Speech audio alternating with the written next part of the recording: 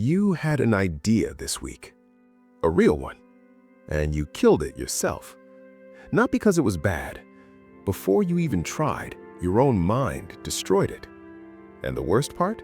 You called it thinking. His name is Aditya, 22 years old, final year of college, engineering degree almost done. On paper, everything is moving forward, but inside, everything feels frozen. He shares a small room in a hostel with two other students. Both of them seem certain about what comes next. One has a placement. One is preparing for an exam with a clear timeline. Aditya has neither.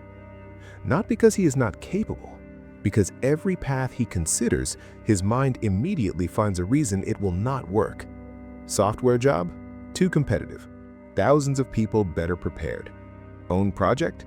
Needs money he does not have, experience he has not built. Further studies? More time, more cost, no guarantee at the end. He has thought about all of it. He has thought about all of it so many times that thinking has started to feel like doing. It is not. He is still in the same room, same desk, same ceiling fan turning above him at night, same feeling of movement that is going nowhere. One evening, his professor called him to stay after class. Not for something bad.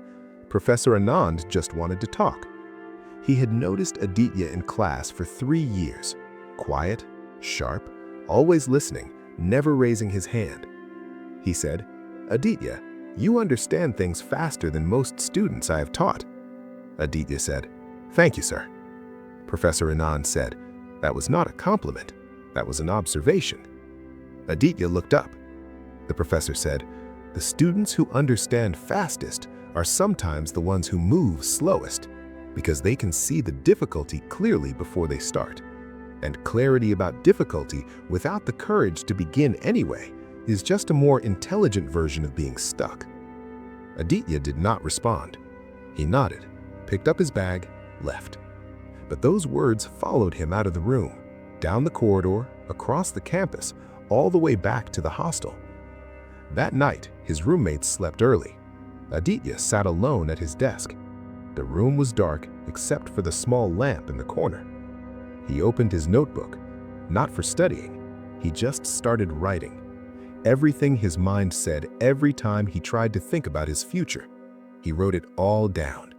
Every objection, every doubt, every reason his mind produced for waiting. It filled 2 pages. He read it back slowly, and something strange happened. Seeing it all written down, it did not look like wisdom. It looked like a wall. His own mind had built, brick by brick, thought by thought. Every time an idea arrived, a new brick. Every time a plan started forming, another brick, until the wall was so complete nothing could get through. And he had built it himself, without realizing it, without meaning to. He stared at those 2 pages for a long time. The fan turned slowly above him. The hostel corridor was silent. Somewhere outside, a dog barked once and went quiet. He thought about the wall, and then he thought about something else. Every brick in that wall had been placed there to protect him. His mind was not his enemy. It was trying to keep him safe. Safe from embarrassment, safe from failure, safe from looking foolish in front of people whose opinion he carried too heavily. The mind does not sabotage you because it wants you to fail. It sabotages you because it is afraid of what failure feels like. And it has learned that the safest way to avoid failing is to never fully begin. Aditya sat with that for a long time. The lamp flickered once. He did not look away from the 2 pages. He turned to a fresh page. He wrote one question at the top. If I knew I could not fail, what would I start tomorrow? He did not answer it immediately. He let it sit. He looked at the ceiling, the fan, the small water stain near the corner, the familiar dark. And slowly, an answer came. Not a big answer, not a life plan, just one thing.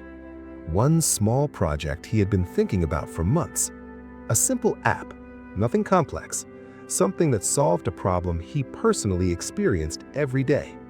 He had never started it because he kept finding reasons it was not good enough yet.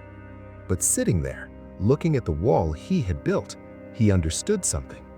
The project didn't need to be good enough yet.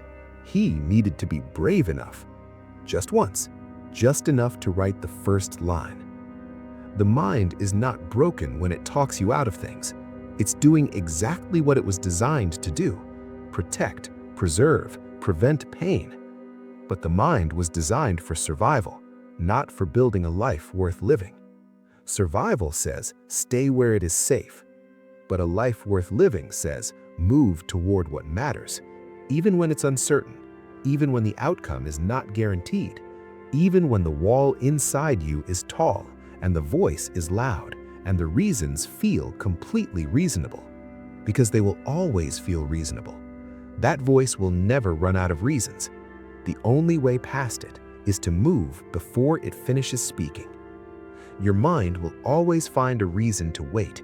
It is very good at that. But the life you want is not built in the waiting. It is built in the small moment when you move anyway, before the voice finishes, before the fear settles, before the wall gets one brick higher. The next morning, Aditya woke up before his alarm. He did not check his phone. He opened his laptop. He created a new folder. He named it with the date. He opened a blank file. He wrote the first line of the project. Just one line. It took 4 minutes. It wasn't perfect. It didn't need to be. His roommates were still asleep. The campus outside was just beginning to wake up. A crow called from somewhere near the window. Light was starting to come through the curtain. He looked at that one line on the screen.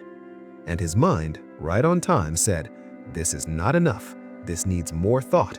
You should plan this better first." And Aditya, for the first time in a long time, did not listen. He wrote the second line. Your mind is not your enemy, but it is not always your guide either.